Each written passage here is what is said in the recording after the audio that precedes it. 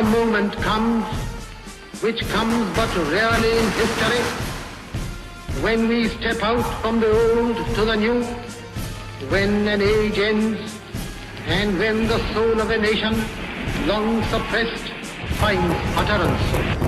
It is fitting that at this solemn moment we take the pledge of dedication to the service of India and her people and to the still larger cause of humanity.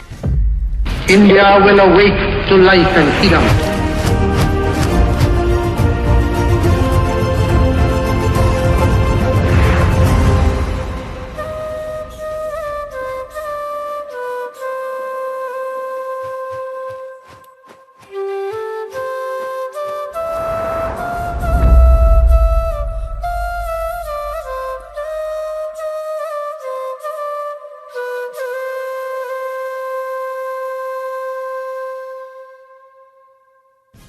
दोस्तों, जैसे कि आपको पता है, भारत पहले मुगलों के अधीन रहा है, उसके बाद अंग्रेज़ों के अधीन रहा है और बहुत शताब्दियों से पराधीन रहा है। इसको स्वाधीन करने के लिए गांधी जी, नेहरू, नेताजी जिन्होंने कहा हमें खून दो मैं आज़ादी दूंगा, चंद्रशेखर आज़ाद, रांची की झांसी,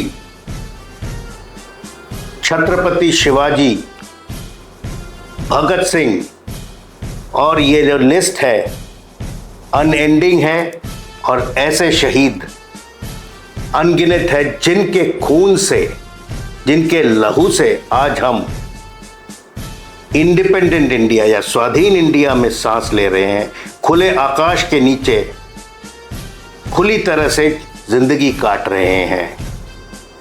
जलियांवाला बाग में कितनों को जो कि बैसाखी का त्यौहार सेलिब्रेट करने के लिए कलेक्ट हुए थे, उनको जनरल डायर ने मौत के घाट उतार दिया। दांडी मार्च जो कि अहिंसा के पथ पे चल के इंडिपेंडेंस का मांग था, और ऐसे बहुत सारे इंसिडेंट्स हैं। और इन सब के चलते 15 अगस्त 1947 को इंडिया स्वाधीन हुआ है और इस दिन को हम इंडिपेंडेंस डे के तौर पे मनाते हैं। और उसके बाद से हमारे इंडियन आर्म फोर्सेस ने कोई कमी नहीं रखा कि नेशनल सिक्योरिटी को प्रॉपर तरीके से संभाल के रखे।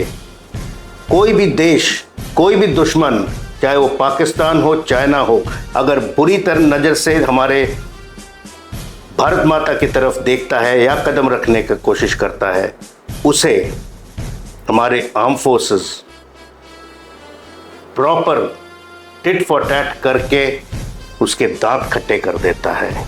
चाहे वो 1947 हो, 65 हो, 71 हो, कारगिल हो, या अभी रिसेंटली ऑप सिंदूर जिसमें कि हमने पहलगांव के टेररिस्ट अटैक का बदला लिया, या चाहे अरुणाचल या गलवान घाटी हो, जहां कि हमने चीनियों को भी अपना मनोबल दिखा के उनको रोक लिया और 1 इंच जमीन भी नहीं ले पाए हैं वो।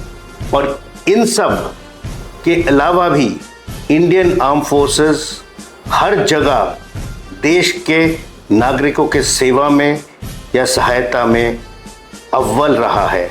चाहे वो कर्नाटका, चेन्नई के फ्लड्स, केरला का लैंडस्लाइड, उत्तरकाशी उत्तराखंड में लैंडस्लाइड, टनल बंद हो, चाहे कहीं पे कोई बच्चा प्रिंस किसी बोरवेल में गिर जाए, Jammu and Kashmir, north east, और नाम लीजिए जहां पे भी एडमिनिस्ट्रेशन के हाथ खड़े हो जाते हैं, वहां पे इंडियन आर्म फोर्सेस आगे आ जाता है। Because arm forces is your last Bastian.